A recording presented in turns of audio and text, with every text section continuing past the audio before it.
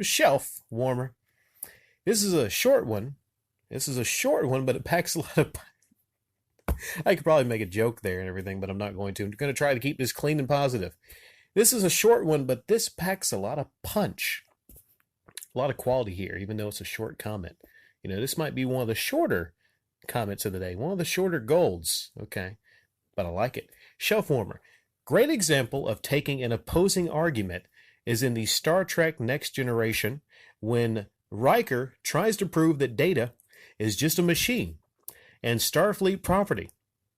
If you don't test your own views and poke holes in them, someone else certainly will. It's best to know and understand where they are coming from. No one side ever really wins a debate. The audience will absorb and consider both sides and go out into the world again as a well-stirred gestalt soup of ideas contained in the hearts and minds of many different points of view. Keep that pot stirred. Certainties and dogmas form stale and stagnant echo chambers. Fantastic comment, and I agree 100%. Star Trek Next Generation. I was watching some Star Trek earlier. I think it's one of the best shows on TV. If for its time when it came on, one of the best shows. And this episode you're talking about, I think I remember it. When Riker tries to prove that Data is just a machine.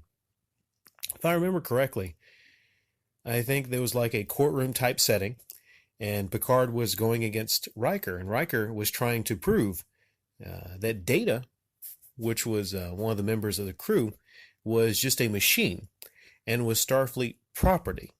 And and they were gonna like disassemble Data and use him to create maybe like 100 different Datas. And basically, Data was kind of fighting for his life, basically. And the question was, as they ask in a lot of different media and movies, Blade Runner, I remember as one, is artificial life, is an android actually a sentient being?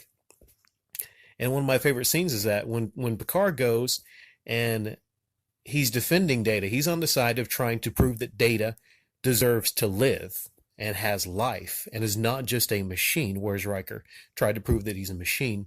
I don't want to give the whole thing away because it's really brilliant and you need to watch the whole thing and look it up. But Picard sits down beside of Data and starts talking about the 3 qualifications. Let's see if I can remember them all. I think one was being self-aware, self-aware of yourself. One was being a sentient being. And that was the best part, is when he asked the guy who was questioning whether Data was a sentient being, was pointing at Data as it, not as he or she, but as it. And then Picard said, like, am I a sentient being? Why am I a sentient being? And the whole thing was just fascinating because you see these people like look at him and then look at Data. And what's really scary about that, and why I'm really glad that I don't live hundreds of years in the future, is there will be a time shelf warmer where we start to, play God, and we start to create androids. I mean, right now, look at we call phones droids. We have all this technology. Right now, someone's out there trying to create a didn't they actually create like I think that actually did. Someone created a robotic version of Scarlett Johansson. I believe Scarlett Johansson. I think it was. It wasn't Jennifer Lawrence. Oh, if they could make an android of Jennifer Lawrence. Man, oh man. But I'd be really afraid because androids are very powerful and like, just a little bit off. Maybe there's an error or something. She might just rip it off or something. So that's kind of scary.